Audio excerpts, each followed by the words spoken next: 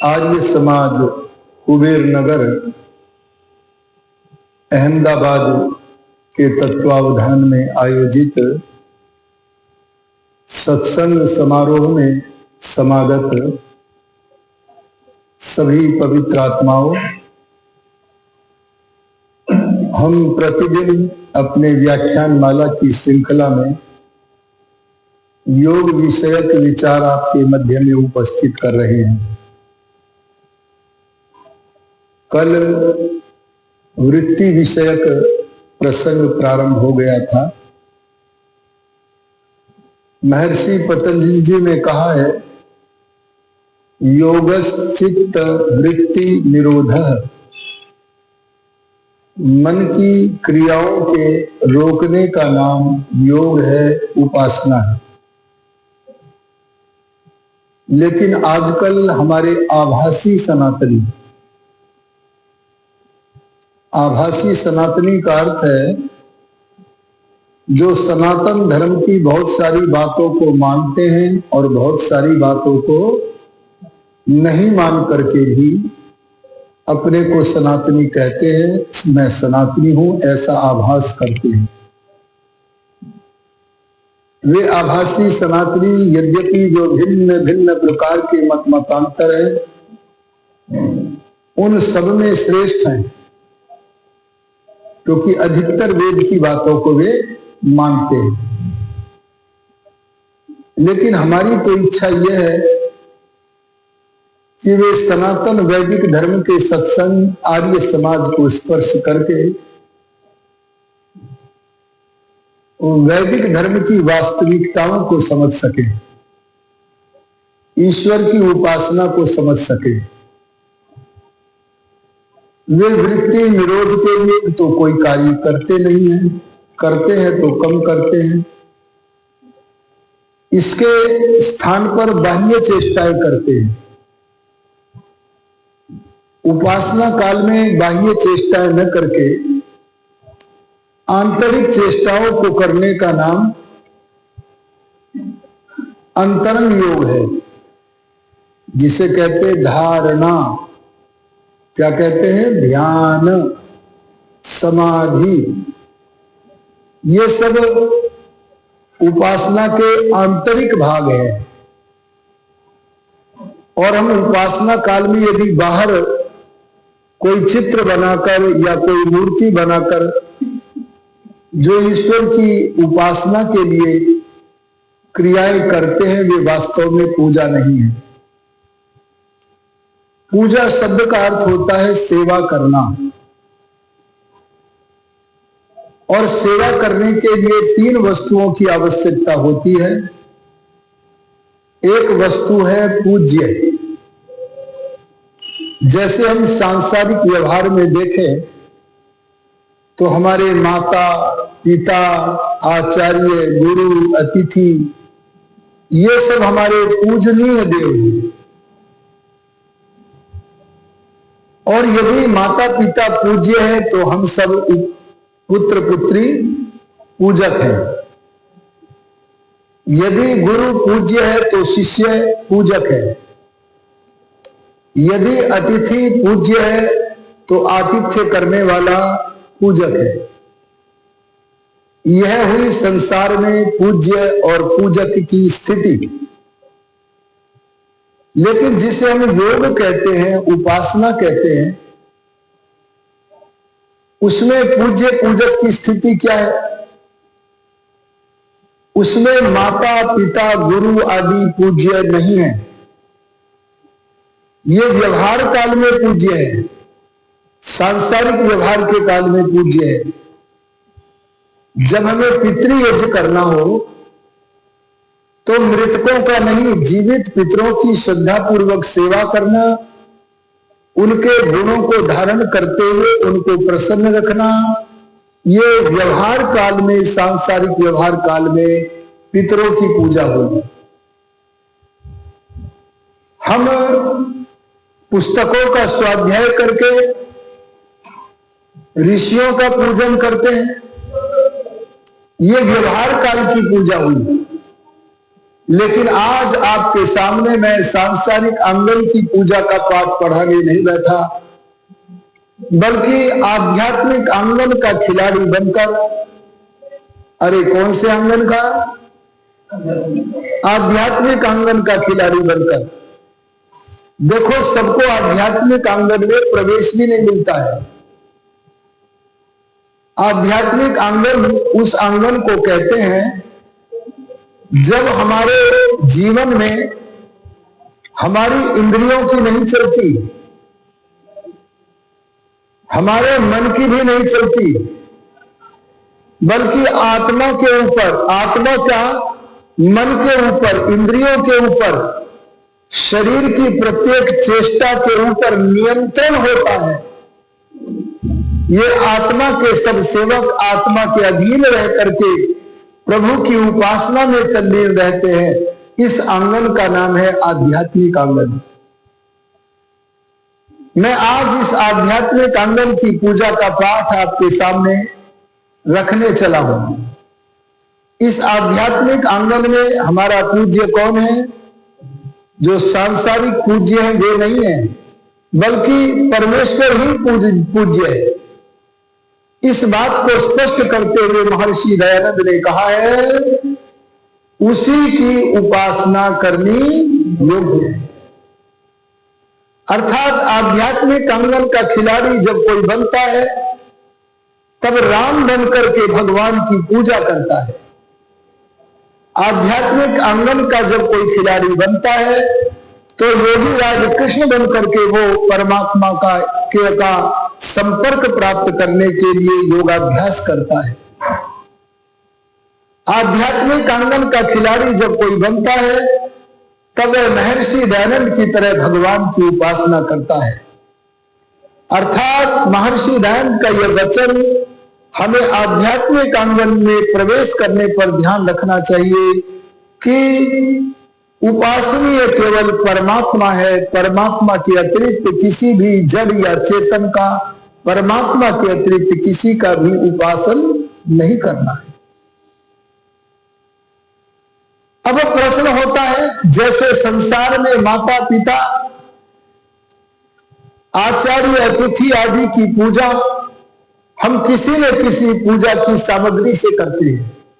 क्यों जी, करते हैं कि नहीं करते हैं? किस सामग्री से करते हैं? किसी भी सामग्री से नहीं करते, केवल उस सामग्री से करते हैं जो हमारे माता पिता आदि पूज्यों की आवश्यकता होती है। अथवा अनावश्यक वस्तुओं से भी करते हैं? नहीं करते।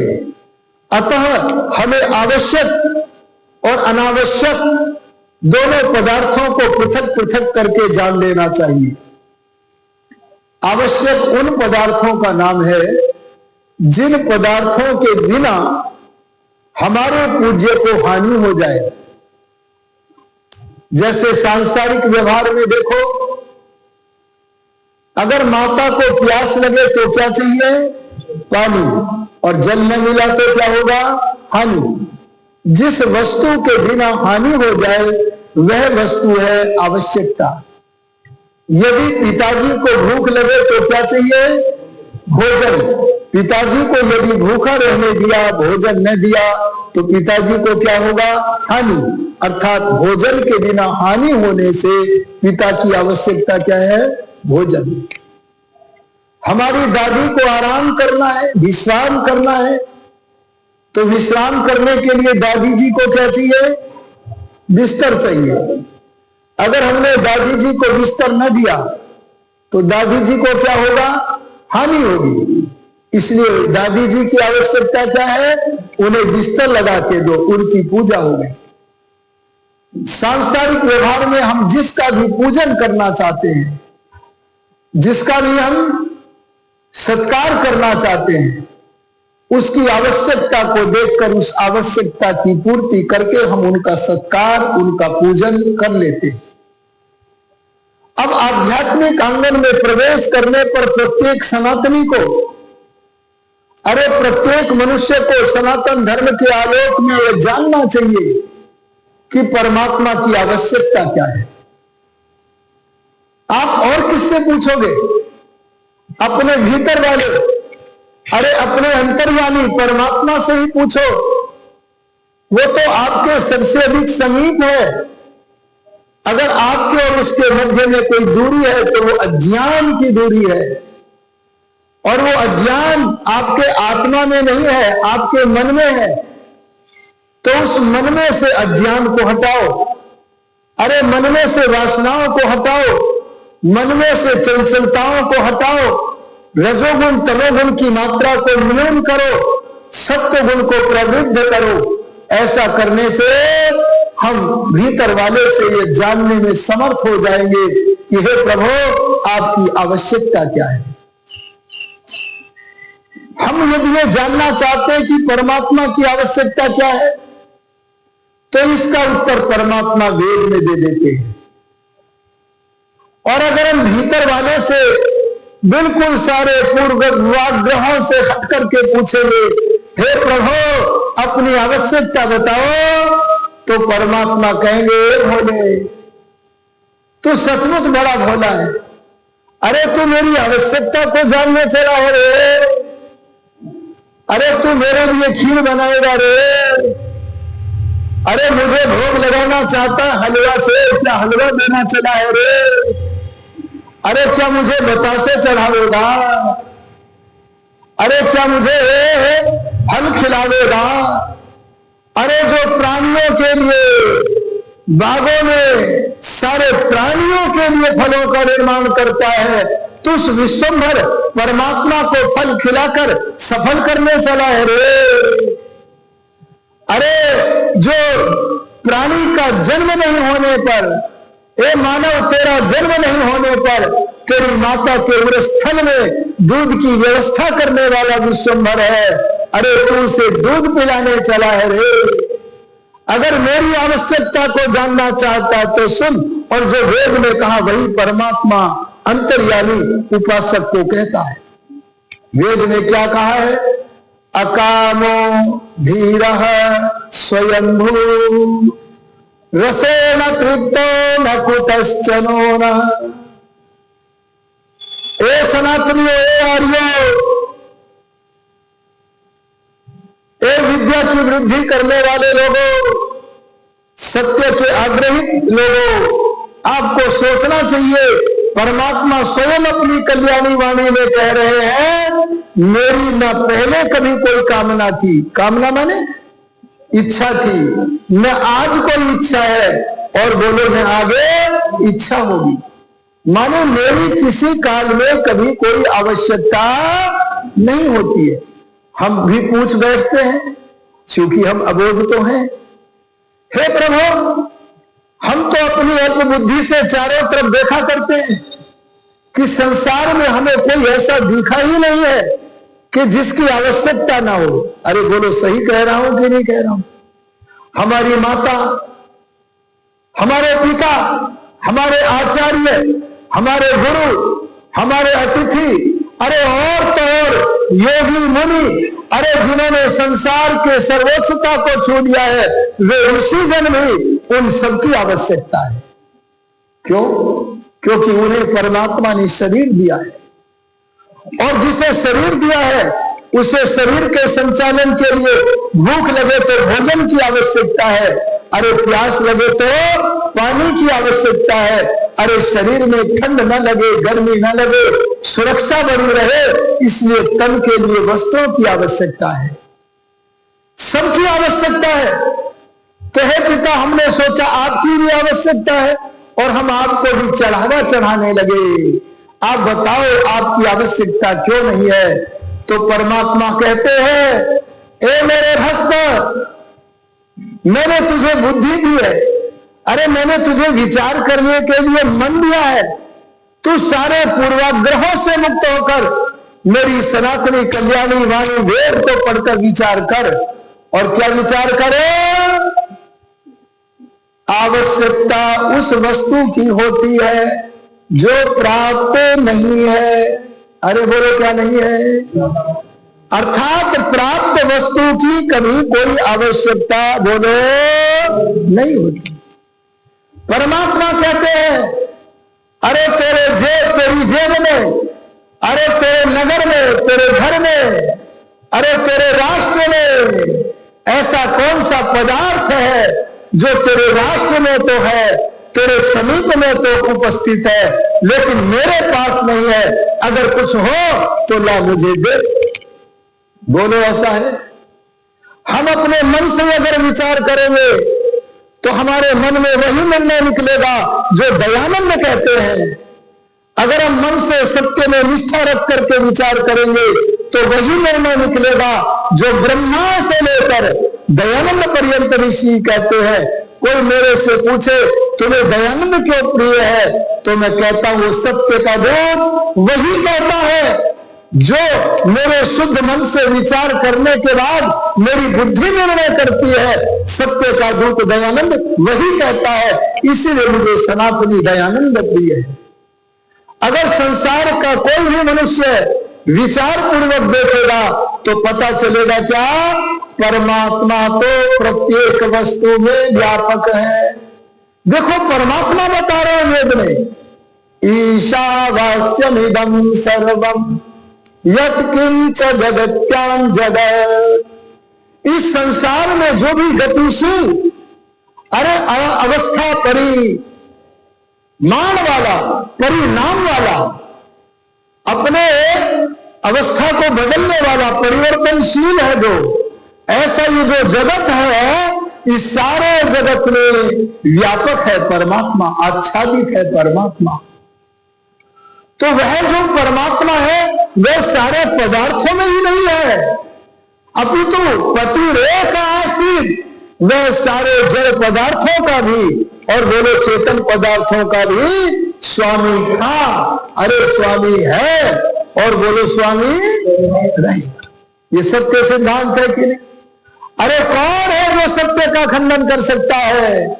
सत्य का खंडन कोई नहीं कर सकता।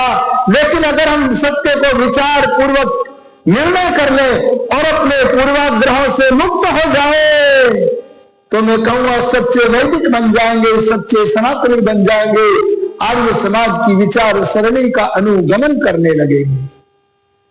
तो पता लगा परमात्मा प्रत्येक पदार्थ में केवल व्यापक नहीं है, पतिरेक आसीत, सब जड़ चेतन पदार्थों का स्वामी था, स्वामी है और स्वामी रहेगा।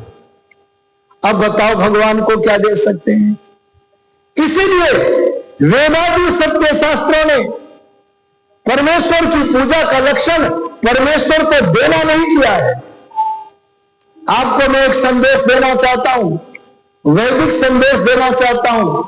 मनुष्यों की पूजा का लक्षण, अरे पितृ यज्ञ का लक्षण, अरे अतिथि यज्ञ का लक्षण, उन अतिथियों को, उन पितरों को, जीवित पितरों को देना भी है, उनकी आवश्यकता को जानकर उन्हें देना भी है और उनसे परमार्थ की शिक्षा लेना भी है।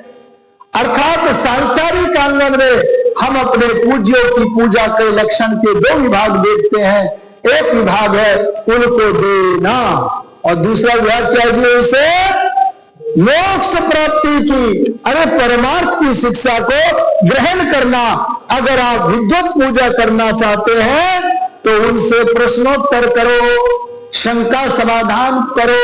अगर प्रवचन हो रहे हैं, कोई बात समझ में नहीं आ पा रही है तो उनसे पूछो, संवाद करो।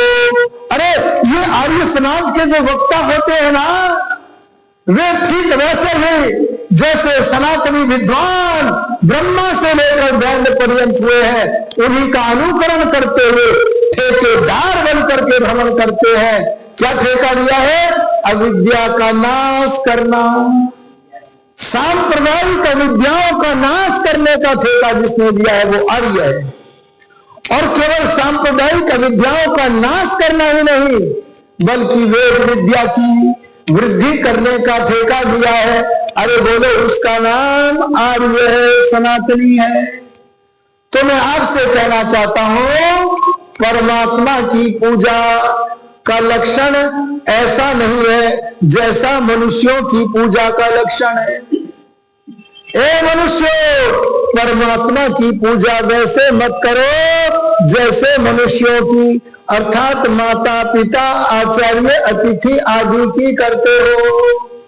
अरे उनमें देना भी है, लेना भी है, लेकिन परमेश्वर की पूजा का वेदोक्त लक्षण, अरे सच्चा लक्षण, सनातनी लक्षण मैं आपको बताता हूं, वह लक्षण बता रहा हूं जो वेदों से पढ़कर श्री राम ने जाना, जो योगीराज कृष्ण ने जाना, जो महर्षि दयानंद ने जाना। ये लक्षण क्या है? परमेश्वर की पूजा का लक्षण है परमेश्वर से ग्रहण करना। अरे बोलो क्या है? परमेश्वर से ग्रहण करना।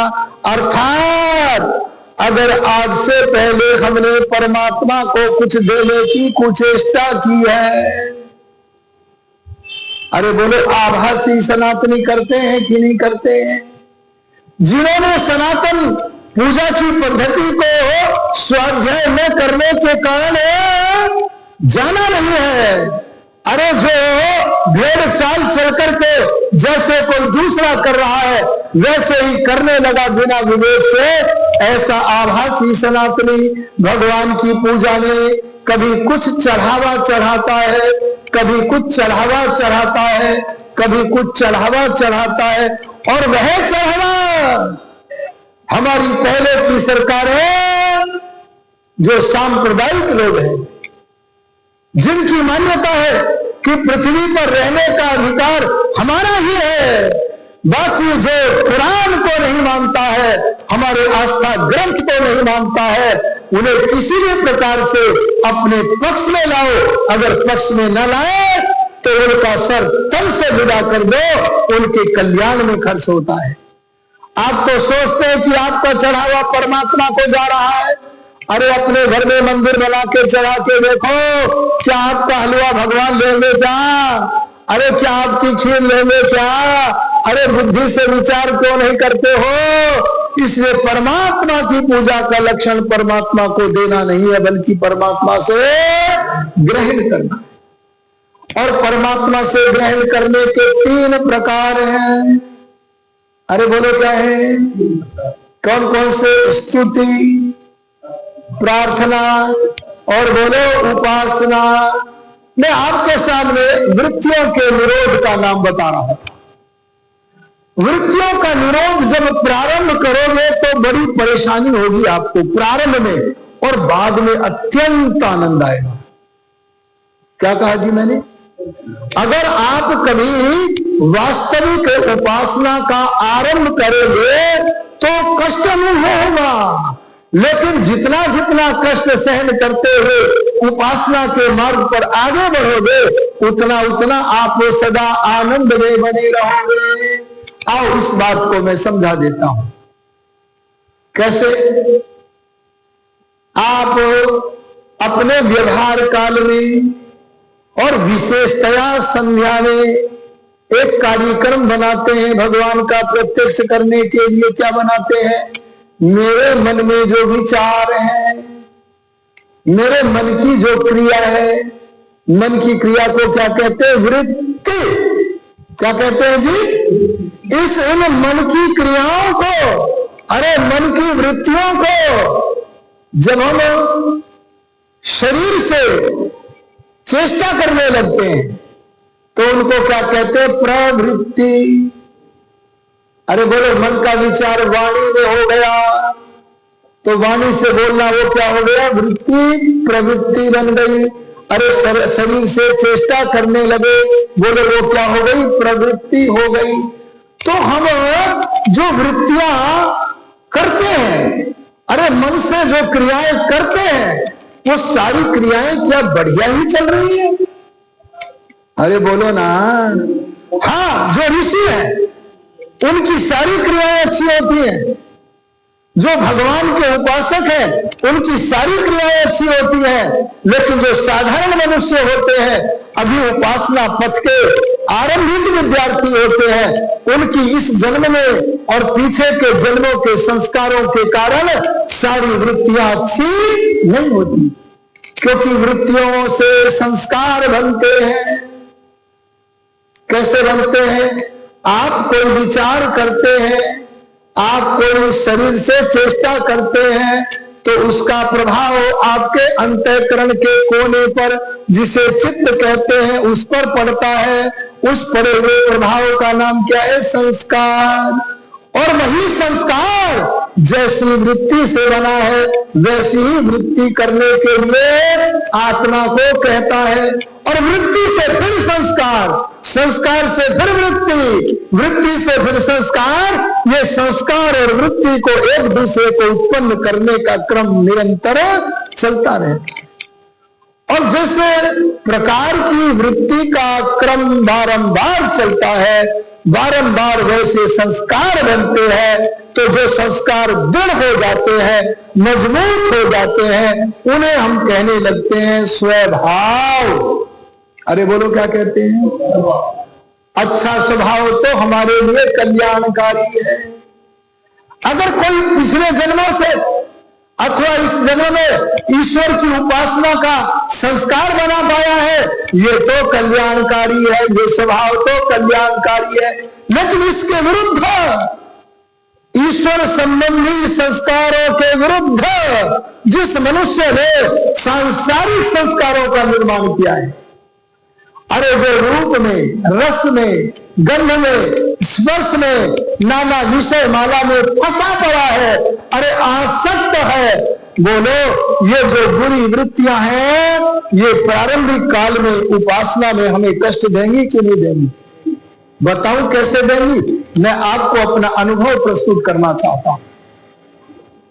जिस दिन आप उपासना प्रारंभ करेंगे, उस समय आपकी वृत्ति आपको उपासना करने से रोकेगी, आपको उपासना करने नहीं देगी। आपकी स्थिति कैसी होगी उसे ध्यान देकर सुने। पर घबराना नहीं है उस स्थिति से, उस स्थिति को पार करना है। क्या स्थिति होगी?